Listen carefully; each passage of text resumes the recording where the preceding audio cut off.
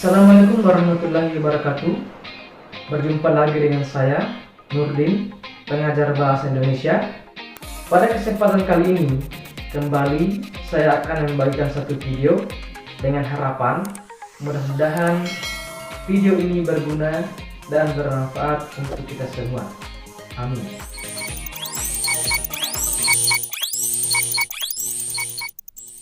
Berdasarkan pengalaman ujian nasional tahun-tahun sebelumnya,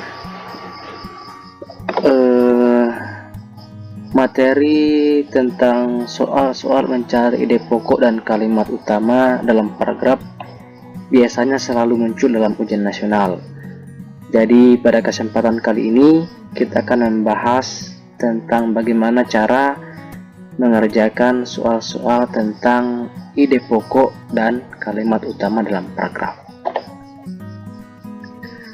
Nah, untuk itu, cara mencari ide pokok paragraf yang pertama harus kita tentukan, kita cari adalah kalimat utamanya.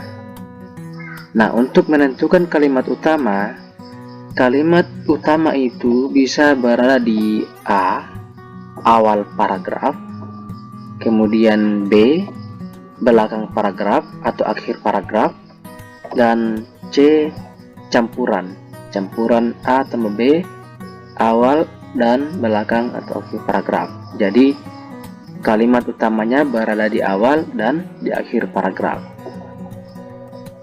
Selanjutnya, untuk menentukan kalimat utama dalam paragraf, apakah kalimat utamanya berada di awal paragraf, yang harus kita perhatikan adalah kalimat kedua. Ya, perhatikan kalimat kedua. Apakah di kalimat kedua tersebut terdapat repetisi atau kata yang diulang?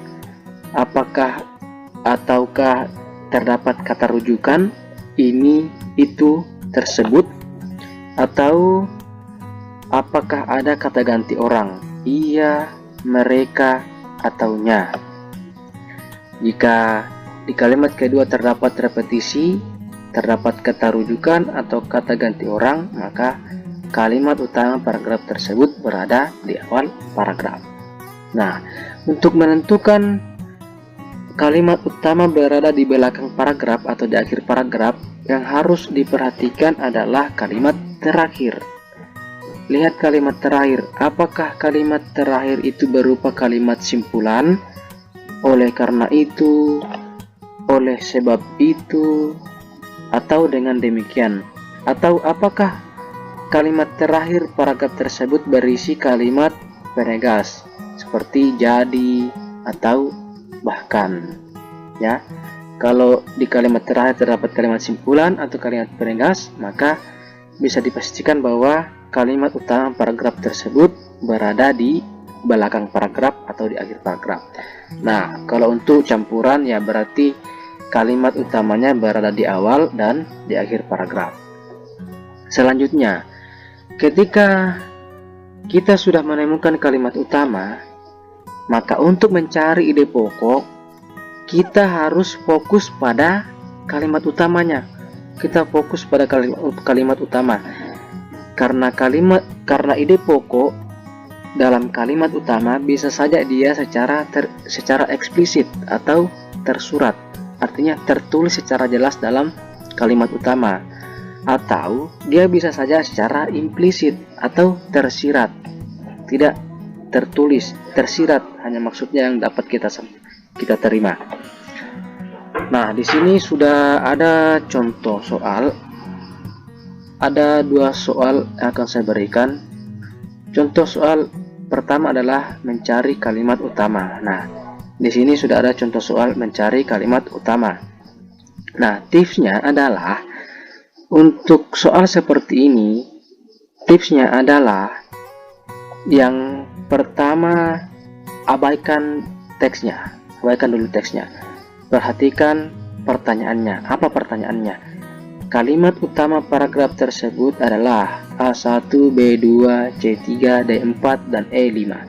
Nah, pertanyaannya adalah kalimat utama paragraf tersebut adalah. Jadi yang dicari adalah kalimat utama. Nah, berdasarkan materi tadi, Yang harus kita perhatikan adalah kalimat kedua. Ini kalimat kedua.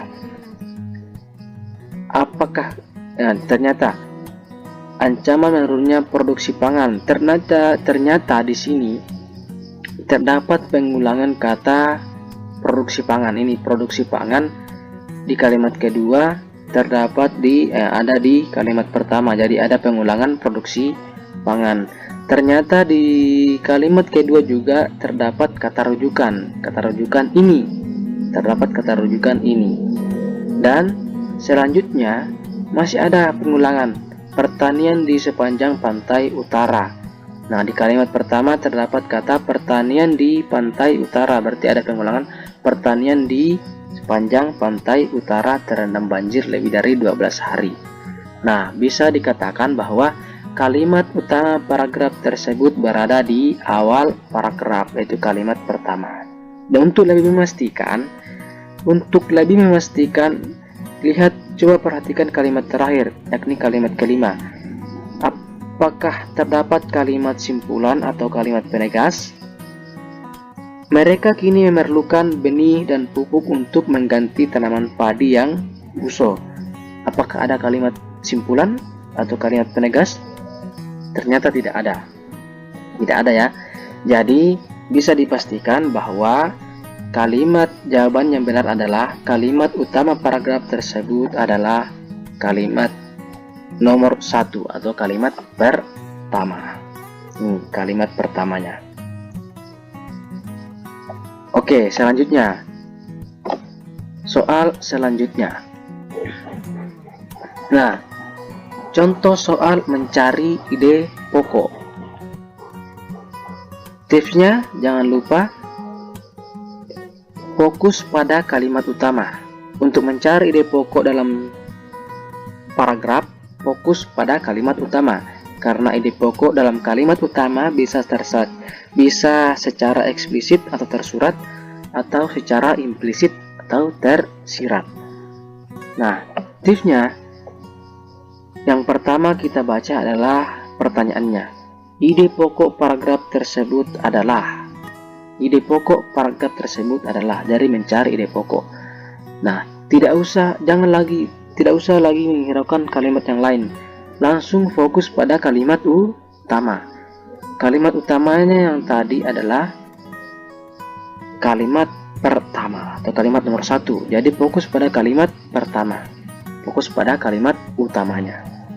Nah, bagian A, kesulitan petani Pantura. Adakah di sini tentang kesulitan petani Pantura? Ternyata tidak ada, berarti A salah. B, terendamnya areal pertanian di pantai utara. Terendamnya areal pertanian di pantai utara ini bisa saja, tapi sepertinya bukan ini maksud dari kalimat utama tersebut. C, terendamnya benih dan pupuk pertanian. Adakah benih dan pupuk pertanian? Ternyata tidak ada, berarti C sudah jelas salah. Bagian D, menurunnya produksi pangan. Menurunnya produksi pangan ini bisa dikatakan ini tersurat ya, secara eksplisit. Menurunkan produksi pangan, bisa dikatakan ya, menurunnya produksi pangan. Bisa kita simpan. Lihat bagian E, menurunnya pangan di sepanjang pantai utara. Menurunnya pangan, bukan ya, karena di teks kalimat utama itu menurunkan produksi pangan, bukan hanya menurunkan pangan. Berarti jawaban yang paling benar adalah jawaban bagian D, yakni menurunnya produksi pangan.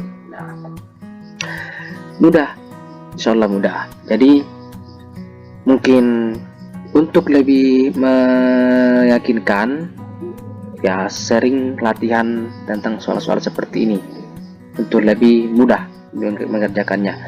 Baik, mungkin cukup sekian yang dapat saya sampaikan, lebih kurangnya mohon dimaafkan.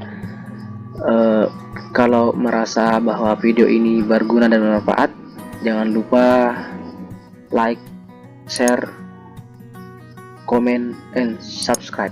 Oke, sekian, terima kasih. Saya akhiri, wassalamualaikum warahmatullahi wabarakatuh.